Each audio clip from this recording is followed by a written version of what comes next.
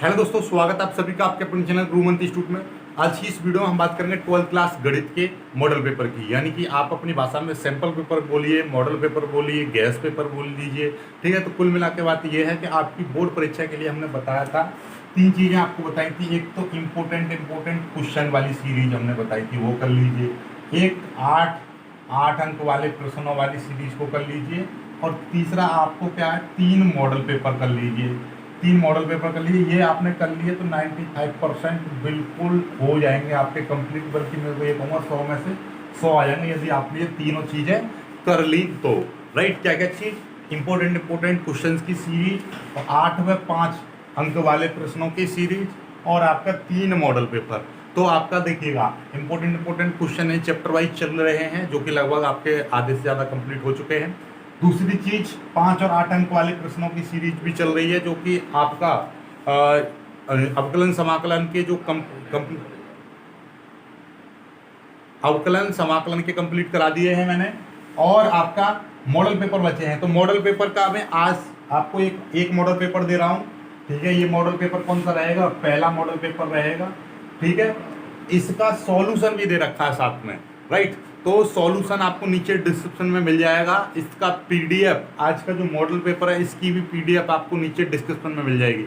लेकिन सबसे पहले इसका देख लीजिए, उसके बाद में आपका सॉल्यूशन भी मिल जाएगा। इसका पूरा का पूरा दे रखा है, सॉल्यूशन कराया, वीडियो सॉल्यूशन, लिंक आपको नीचे डिस्क्रिप्शन में मिल जाएगी। उसका प्लेलिस्ट बना के मैं नीचे डाल दे रहा हूँ। ओके, और बाकी आप ये देख लीजिए सारा मैथ का मॉडल पेपर, पहले मॉडल पेपर देख लीजिए मॉडल पेपर क्या है, उसके बाद में आप इसका सॉल्यूशन देखना। ओके, लिंक आपको नीचे डिस्क्रिप्शन दे रखी है सॉल्यूशन की। पहले इस मॉडल पेपर को देख लीजिए, कितना आप सॉल्व कर पा रहे हो, इसका कमेंट जरूर करना। चलिए तो मॉडल पेपर देखते हैं। सबसे पहले मॉडल पेपर के सबसे पहले बहुविकल्पीय प्रश्न दे रखे हैं। बहुविकल्पीय प्रश्न, पहला प्रश्न क्या है देखिए, जिसको नहीं समझ में आए वो देख लेना। किसी समुच्चय में कथन बराबर है के द्वारा परिभाषित है, यानी कि किथन ये दे रखा है कि आपका किसी समुच्चय में कथन बराबर है के द्वारा परिभाषित है। बराबर है, जो चीज़ बराबर होती है वो किस कथन के द्वारा परिभाषित की जाती है, ये देख लीजिए। तो ये बताना है आपको, सममित के द्वारा, स्वतुल्य के द्वारा, संक्रामक के द्वारा, या तुल्यता संबंध के द्वारा। ठीक है, तो जो चीज़ बराबर होती है उसको हम किसके द्वारा प्रदर्शित करते हैं, तो ये आपको बताना है। दूसरा प्रश्न है बहुविकल्पीय के साइन कॉस इनवर्स 3/5 का मान आपको निकालना है। ठीक है, ये हमारा ये डिस्टर्ब कर रहे हैं मैसेज, तो हम इसको लगा देते हैं। वो वाला मोड कौन सा होता है, डोंट डिस्टर्ब वाला, ये लगा दिए डोंट डिस्टर्ब वाला मोड। ठीक, चलिए अब आगे बढ़ते हैं। ये देखिएगा अगला जो क्वेश्चन है, y बराबर कॉस स्क्वायर एक्स स्क्वायर है, तो dy/dx का मान ज्ञात करो। राइट, चलिए अगला जो प्रश्न है आपका, आयु 1 2 3 4 और 4 5 6 की कोटि आपको बतानी है कि इसकी कोटि क्या है। और ये देखिएगा, ये आपका 1/x log x का मान आपको निकालना है। ठीक है, ये समाकलन है आपका, इसका मान निकालना है। चलिए तो अब आ जाते हैं अपने अगले प्रश्नों पर। ये देखिएगा, ये दूसरा प्रश्न है, किस तरीके से दे रखा है कि साइन स्क्वायर एक्स और कॉस एक्स वाई बराबर पाई का अवकलन कीजिए। ये अवकलन करना है आपको। ठीक है, और ये देख लीजिए आगे। और ये कह रहा अगला प्रश्न दूसरे का है, सदिश ए वेक्टर बराबर 2i कैप जे कैप लैम्डा के कैप तथा बी वेक्टर बराबर i cap -4j cap plus lambda के कैप परस्पर लंब हैं, तो लैम्डा का मान ज्ञात करो। तब आपको लैम्डा का मान ज्ञात कराना है। अगला जो प्रश्न है, ये समाकलन निकालना है, x e की पावर x dx का मान ज्ञात करना है, यानी समाकलन आपको करना है इसका।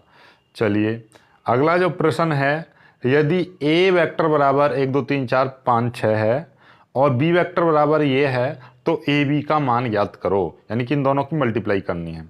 अगला जो प्रश्न है ये प्रायिकता का है, पी ए बराबर इतना, पी बी बराबर इतना, पी ए यूनियन बी बराबर इतना, तो पी ए अपॉन बी बराबर निकालना है आपको। राइट, चलिएगा अगला जो प्रश्न, अगला तीसरे पर आ जाते हैं। तीसरा जो प्रश्न है, यदि y बराबर a sin x plus b cos x है, तो सिद्ध करो d square y upon d x square plus y बराबर 0। ये अवकल समीकरण का आ गया।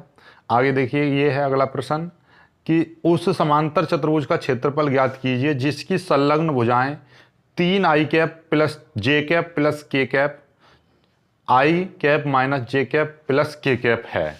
ठीक है, ये दो भुजाएं दे रखी हैं, तो इस चतुर्भुज का क्षेत्रफल आपको निकालना है।